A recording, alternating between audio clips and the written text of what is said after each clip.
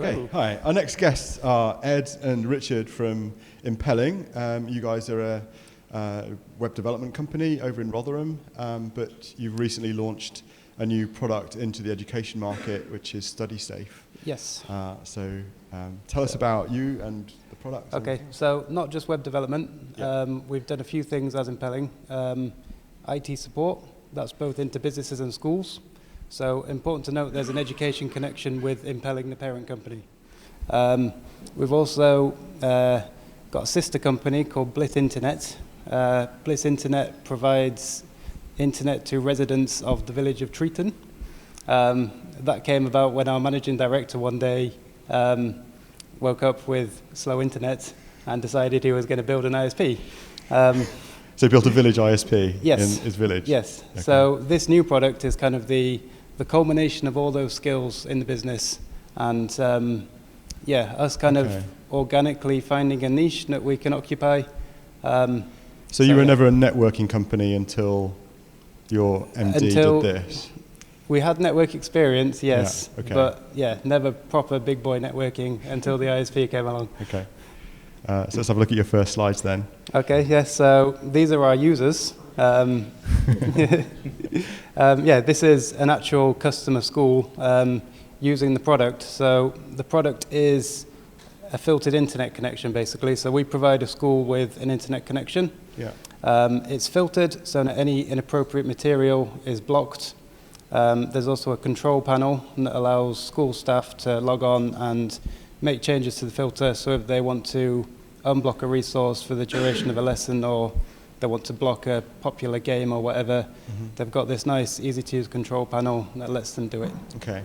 So this is pretty much standard equipment for schools. Every school has got internet connections and filters. Yep. So what is it about Studysafe that makes it different or necessary in the market? So in a nutshell, all the other ones are horrible to use. Well, that makes a big difference. Yeah. I think we're the only product as well that's specifically targeted towards primary schools. Right. So the way that primary schools work these days is they're getting increasingly squeezed with their budget, which means that they might not be able to afford to employ a technician full-time on site. And so we've seen this with Impelling, the sister company, and that when we have technicians going into school, there'll be a stack of laptops and there'll be a book full of problems that they'll have to solve. And very low down the list of priorities is internet filtering requests. Right. So the idea behind... Because they have a service contract with a company, but they are not on site, and they come in maybe once a week or once every 2 weeks to deal with any problems for a day. Yes. Is that common and then setup, is it? The tech will have a million and one things to do. Yeah. And like tweaking the web filters.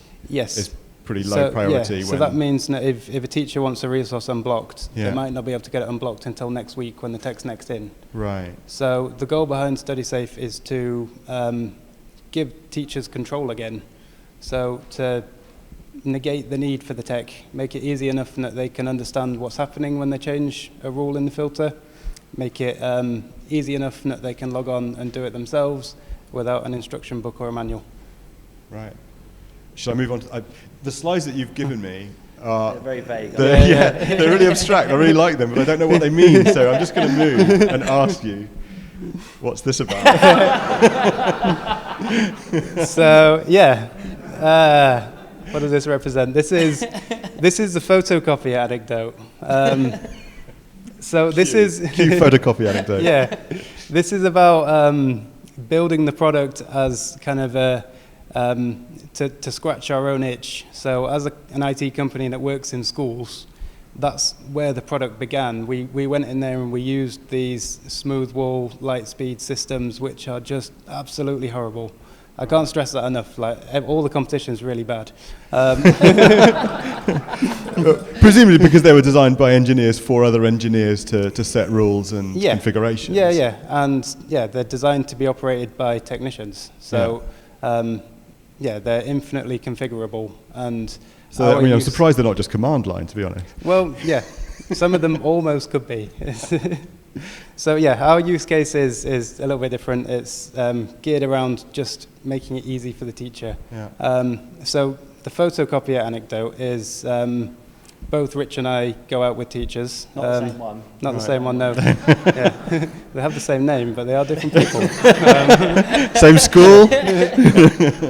And so, yeah, my girlfriend told me a story about wanting to unblock a website in her school, and the hoops that she had to jump through to get it done were so ridiculous that she ended up printing the entire website off and photocopying it 30 times and giving that to the class. Yeah. And that's not an uncommon story. Yeah. Yeah, there's numerous ways it's bad. And so presumably a lot of this is caused by false positives. False positives or false negatives? False negatives. Overblocking Yes, is what we like to call it, yeah. Okay. And yeah, Yeah. internet filtering is a tricky thing to get right. Yeah. You're never going to get it perfect. Overblocking is as much of a problem as underblocking. It's just as frustrating for a teacher trying to access a resource, whether that's for lesson planning or to use as part of a class. Yeah. If they can't get on it, that can be really, really detrimental to what they're trying to do. Presumably they do a lot of their research into new learning resources at home where things are perfectly available, and then they come to school and they can't use it, and they have to wait weeks to get it unblocked even if they can. Yes. So that's the whole idea behind Studysafe, is that we give the power back to the teachers, make it easy for them to do stuff themselves. So is this next slide another anecdote? Yes. It's actually perfectly segues from what we were just discussing. So does anybody know what that is? Except for the people who work for us already. It's a particular kind of whale, isn't it? It's a sperm whale. Okay, so we were just talking about... You can get the relevance to overblocking immediately. So it's a strange one. This has kind of become our unofficial mascot because it's a perfect way to explain why certain resources should be blocked and certain resources shouldn't. So if you type in sperm whale into the internet, obviously, you get, as you can imagine, you get some things that are quite educational and some things that are probably educational to some people, but not in a primary school setting. So what we've done is well, you can see it on our stand over there. There's all sorts of logos and things. But the basis of, and I'm not the techie person. You're going to see this in a second as I start explaining it. The way we block things works on some block lists. So we use the IWF, who are Internet Watch Foundation, and they supply us with some lists. We use the Home Office, who supply us with some anti-terrorism things and stuff like that. And they're kind of baked in, and you just can't go to those URLs. They're standard blacklists.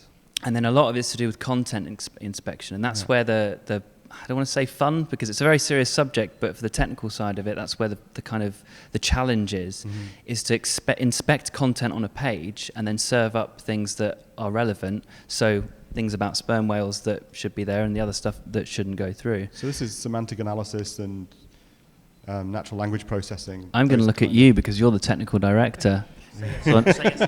Yes. You can tell yes. me. Well done, Chris. I know some buzzwords. But yeah, I mean, what this slide's supposed to lead on to is the how it was built aspect of it. So we start off with that base of the list that you're not supposed to go to, and then the content inspection. But then it's all getting to a stage where it works in all the environments, is working with the teachers in the schools themselves. And that's a really powerful thing because we've got Impelling, who've got techs like boots on the ground type thing, and this product was built as a reaction to the teachers not being able to get to their resources.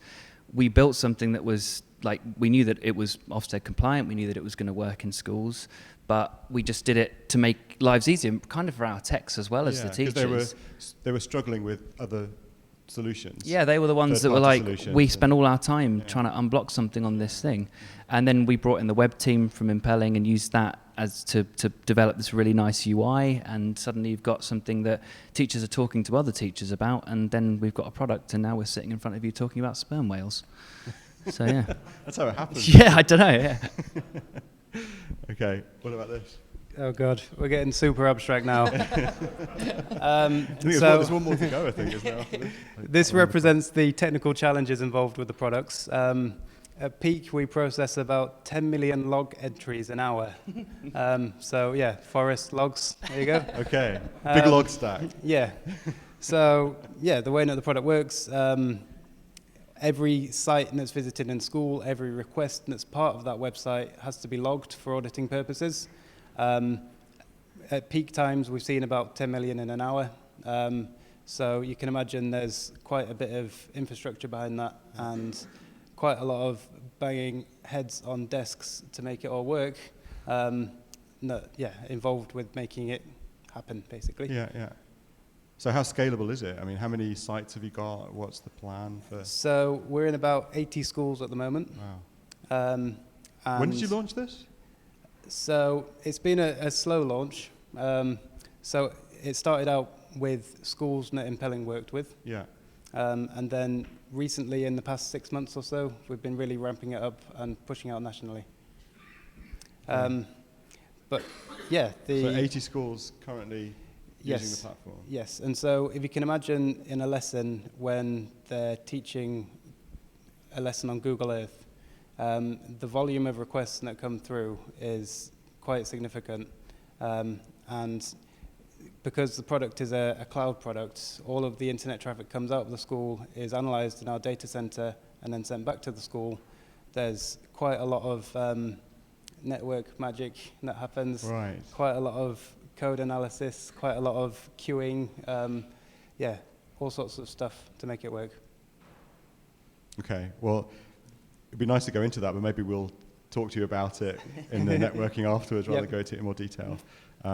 But this is the final slide. I can see that that's very red and it's telling us to stop. Yeah. So this is less abstract. So as Ed already pointed out, we both go out with teachers, and this is supposed to represent what our product allows the teachers to do, which is go on holiday because they're making more. No, it's so they can spend more time doing the things they want to do. Yeah. Which is teaching the lesson.